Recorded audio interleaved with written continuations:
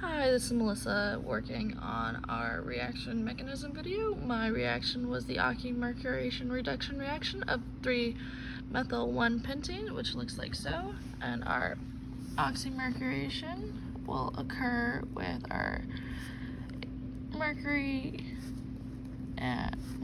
oxide with our H2O. And to begin this, we will first use this molecule attaching to this one because it comes before our H2O. And as this will eventually give us the product here, and because this is oxymercuration, it will not have a chiral center change, which won't have a carbon structure rearrangement, which means it will only end up on this one right here, and we will go through the mechanism to see why that is so. Our first step will be protonation.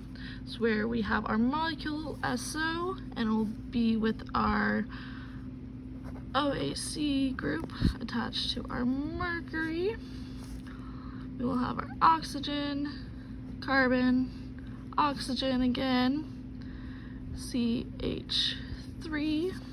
We have 2 electrons there, 4 electrons there, and we have our other reaction. Alright, so then we add those together. Our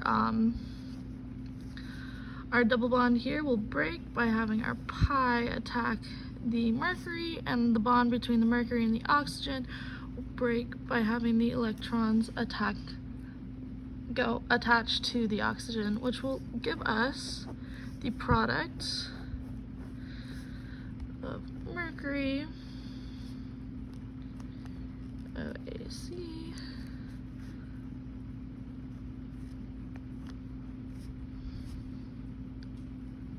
now this also has a resonance structure which we need to take into account because it is what will prevent our carbons from rearranging.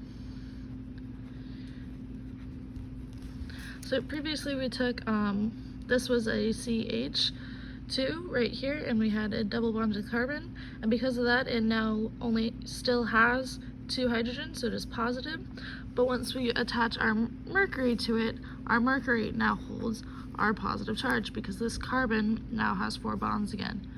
And this is our major organic product that we will be using to continue our mechanism. However, this right here does cause this product to form. However, it will not be our molecule that we will be continuing on with. Our second step of our mechanism will be the nucleophile, which in this case it will be the water that we have up here. It will be our nucleophile will attack our more substituted carbon. If you look over here, our more substituted carbon is this one that I am currently pointing to, because our carbon right here only has 1 other carbon attached to it. However, this carbon has our carbon here and here attached to it. So we'll be having our oxygen of our water attacking this carbon. Alright, I will redraw our reactant. GOAC with our positive charge right there. And I'm gonna write out our water all the way so that we can see the electrons as they are attacking our molecule. And these electrons right here, they are gonna go all the way over, attack our carbon, not the bond, carbon, which will cause this bond right here to break and have the electrons go onto our mercury, which leads us to having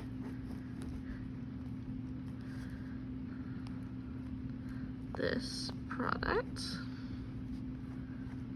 where our oxygen is in a positive charge because it now has, it's now sharing its electrons with this carbon down here. We want to make sure our electrons, our lone pair is visible.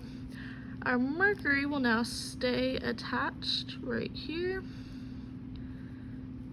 and it now has its own lone pair of electrons, and because we no longer have the attachment to this carbon, it is now has no formal charge attached to it.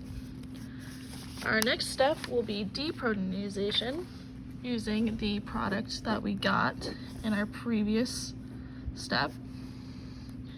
For oxygen, our hydrogen, our other hydrogen, our electrons, and our charge. Then our mercury will still be attached. I'm going to put it a little lower just so when we deprotonize, we know that it is not going after the mercury at this point. We're going to deprotonize with our H2O. And in this case, our oxygen will also be doing the same as it did in our previous step, where our oxygen electrons attacked the carbon. In this case, though, the oxygen will be attacking the hydrogen. And because the hydrogen can only have one bond attached to it, so it will cause these electrons right here with the other oxygen to go onto our oxygen right there, which leads to us having this product, OH. That's our OH, that's our attached right there, with our mercury that is occurring right there.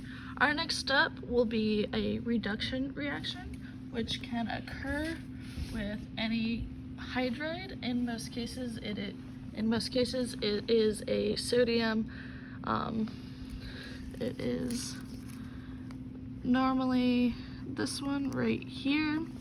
However, it will cause the same occurrence where one of the hydrogens will replace our mercury group in any instance, which will cause our final product to look like so, where our CH2 that was up here is now a CH3 down here. And because this right here is a chiral center, we will have both R and S groups present, which will give us two products that look like so.